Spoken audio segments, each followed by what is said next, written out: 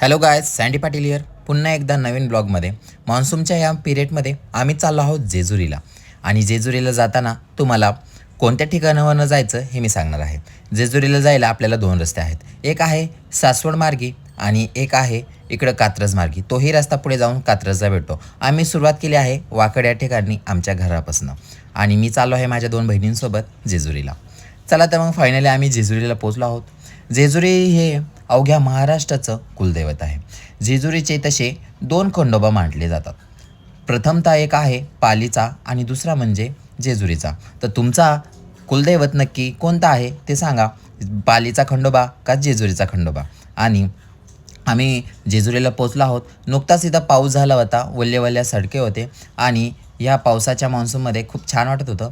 पुढे गेल्यानंतर ना मम्मीने सांगितलं होतं की भंडारा वगैरे आण आणि मी देवासाठी तळी भरायला भंडारा अर्धा किलोचा पिशवी घेतली आहे. तुम्हीही तुमच्या पद्धतीने पावशेर, अर्धा किलो, 1 किलो असं घेऊ शकता.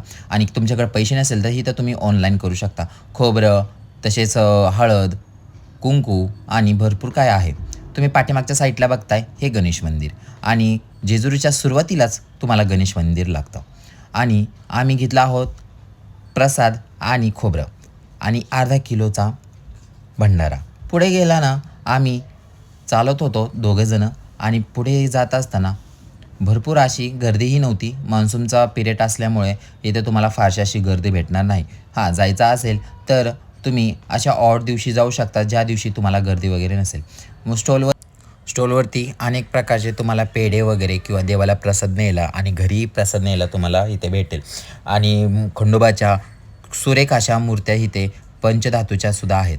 आम्ही गडाच्या सुरुवातीला आलो आहोत. इथे कुणीतरी 2 बैलं आणले होते पूजायला आणि बैलांच्या आम्ही पाया पडून पुढे माथ्याला भंडारा लावून 9 लाख पायऱ्या चालायला सुरुवात केली. हे ते तुम्हाला 2 गड आहेत. एक प्रथमतः आहे म्हाळसाबाईचा गड आणि पाठीमागं आहे बानुबाईचा गड. आणि आम्ही सुरुवात केली आहे पायऱ्या चढायला. पायऱ्या चढता काही थकवा वगैरे जाणवला तुम्हाला तर तुम्ही सोबत पाण्याची बॉटल वगैरे ठेवू शकता, पण शक्यतो गरज नाही. आणि इथे अनेक भाविक येतात आणि भंडारा उधळतात. तसंच आम्हीही भंडारा आज उधळणार आहोत. चला तर मग उडूया. येळकोट येळकोट जय मल्हार सदानंदाचा येळकोट अशा ह्या जयघोषामध्ये आम्ही भंडारा उधळला आहे. आणि आपल्या भविष्याच्या पिढीसाठी म्हणजेच नवीन आयुष्यासाठी चांगली देवाकडे प्रार्थना केली आहे.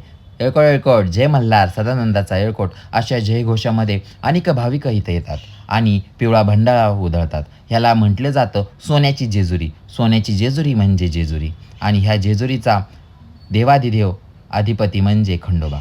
आणि या खंडोबाच्या दर्शनाला तुम्हीही नक्की या. इथे नवविवाहित जोडपे देवाच्या दर्शनासाठी येतात. आणि ह्या ब्लॉगमध्ये आपण पुन्हा एकदा नवीन मंदिरामध्ये चाललो आहोत.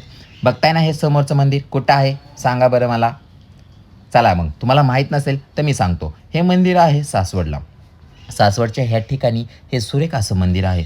एकदम इंग्रजांच्या काळाचं खूप सुरेख असं मंदिराची रचना आहे. चला तर मग तुम्हाला दाखवते. बाहेर बघताय ना हा मंदिर इंग्रजांनी त्याच्याही ज्यावेळेस अतिक्रमण झालं होतं त्याचे परिणाम इथंही दिसतात. नंदीचा एक कान तोडलेला आहे आणि नंदीला थोडी हानी पोचलेली आहे.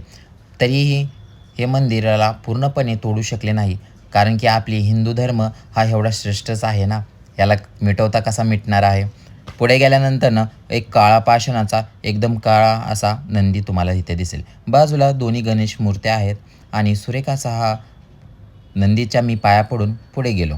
पुढे गेल्यानंतर ना अवघ्या दगडांच्या ह्याच्यामध्ये कोरलेला आहे. आणि आतमध्ये जाताच तुम्हाला अशी भाविकांसाठी लाईन वगैरे केलेली दिसेल, पण इथे गर्दी नसल्यामुळे आम्हाला डायरेक्टली आतमध्ये पटकन जाता आलं. बाजूलाच आम्ही जात असताना खूप सुरेख असं वर्णन आणि चित्रीकरण केलेलं आहे दरवाज्यावरती. खाली एक काका ध्यान लावून बसले होते पिंडीपाशी.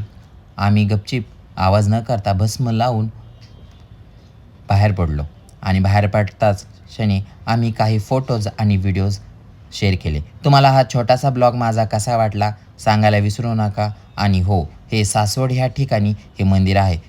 सासवडमध्येच अवघ्या सिटीमध्येच 5 मिनिटाच्या अंतरावरती हे सासवडच्या थोडंसं गावाबाहेर असं मंदिर आहे. नदीच्या किनारी वसलेलं हे सुरेख असं मंदिर. तुम्हाला कसं वाटलं सांगायला नक्की विसरू नका. Bye bye.